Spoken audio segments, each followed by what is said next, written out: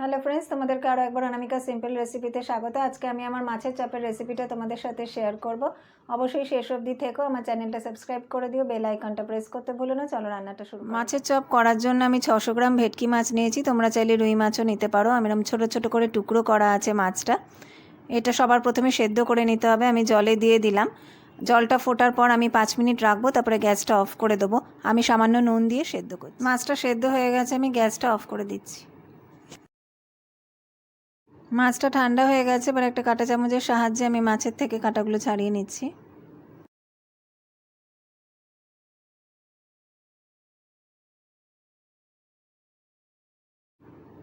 এইভাবে আমি সমস্ত কাঁটা বার করে নিয়েছি। মাছটা ভালোভাবে কাঁটা ছাড়ানো হয়ে গেছে। এরকম 2 টুকরো লেবুর রস আমি মাছটাকে মাখিয়ে রাখবো, আর ততক্ষণ আমি এদিকে মাছের মশলাটা রেডি করব।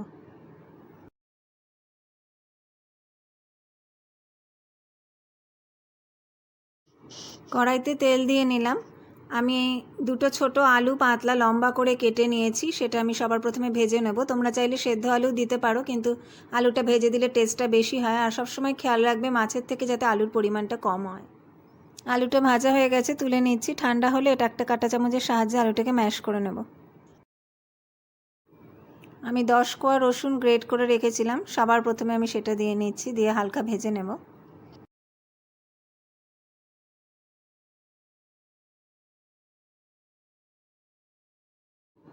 রসুনটা আমার ভাজা হয়ে গেছে। আমি 2টো পেঁয়াজ এরকম পাতলা স্লাইস করে কেটে রেখেছি, সেটা এখন আমি দিয়ে নেব। আন্দাজ মতো নুন দিয়ে নিচ্ছি, আর হাফ টিস্পুন চিনি দিয়ে পেঁয়াজটাকে আমি ভেজে নেব।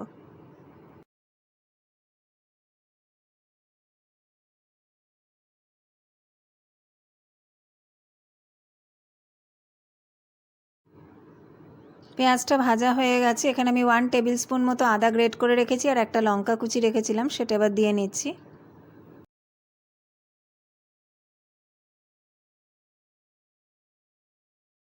হাফ টিস্পুন হলুদ আর হাফ টিস্পুন কাশ্মীরি লঙ্কার গুঁড়ো দিয়ে নিচ্ছি।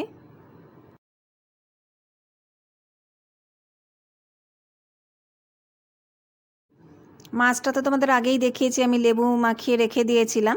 আর এতটা মাছের জন্য আমি কিন্তু এইটুকু আলুই ব্যবহার করেছি। যেই আলুটা ভেজেছিলাম সেটাকে আমি ম্যাশ করে নিয়েছি। এবার আমি মাছটা দিয়ে মশলার সাথে কষিয়ে নেব ভালো করে।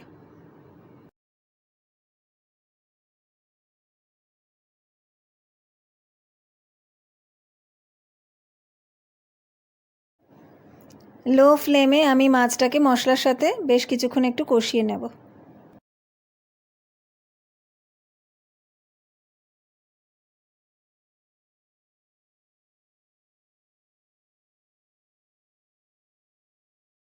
এবার আমি এই ম্যাশ করে রাখা আলুটা দিয়ে আরও কিছুক্ষণ কষিয়ে নেব।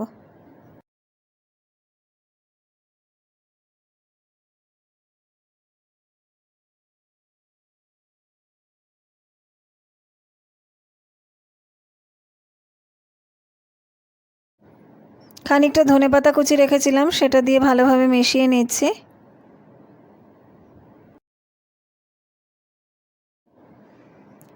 মনে হলো নুন লাগবে, তাই সামান্য নুন দিয়ে নিলাম।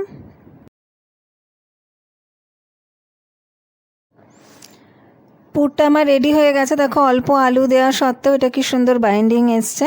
সামান্য গরম মশলা রেখেছিলাম, গ্যাসটা অফ করে সেটা দিয়ে এবার ভালোভাবে মিশিয়ে নিচ্ছি। পুরটা ঠান্ডা হলে আমি এগুলোকে চপের আকারে গড়ে নেব।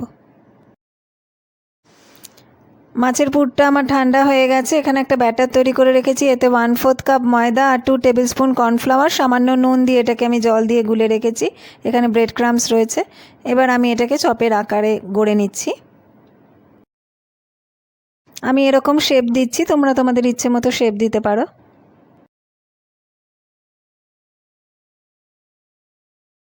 চপগুলো গড়া হয়ে গেছে। এবার আমি একবার করে এগুলোর গায়ে বিস্কুটের গুঁড়ো মাখিয়ে নিচ্ছি।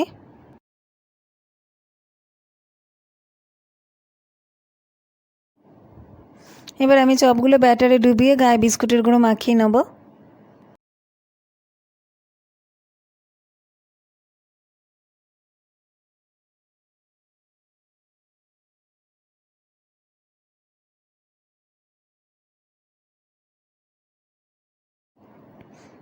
এইভাবে আমার চপটার শেপ হয়ে গেছে করা। আমি এটা সিঙ্গেল কোটিং করলাম, আমি কিন্তু চপগুলোতে ডবল কোটিং করব।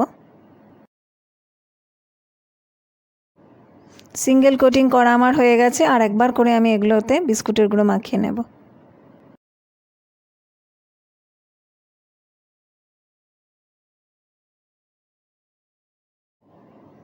আমার চপের ফাইনাল শেপ রেডি। এটাকে এখন আমি ফ্রিজে আধ ঘন্টার জন্য রাখবো, তারপরে বের করে ভাজবো। ফ্রিজ থেকে আমি চপগুলো নামিয়ে নিয়েছি। কড়াইতে তেল দিয়ে দিয়েছিলাম, তেলটা আমার গরমও হয়ে গেছে। এবার আমি গ্যাসের ফ্লেমটা লো করে চপগুলোকে ছাড়বো।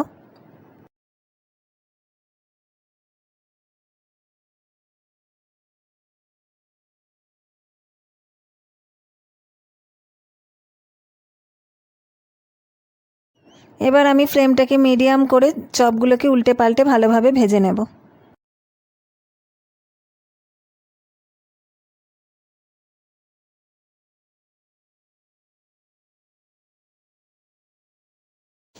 চপগুলো আমার ভাজা হয়ে গেছে, আমি প্লেটে তুলে নিচ্ছি। আমি চপটা সার্ভ করে দিয়েছি, তোমরা চাইলে এটা কাসুন্দির সাথে সার্ভ করতে পারো।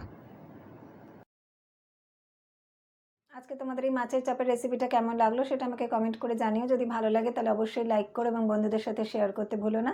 সবাই খুব সাবধানে থেকো, ভালো থেকো, নমস্কার।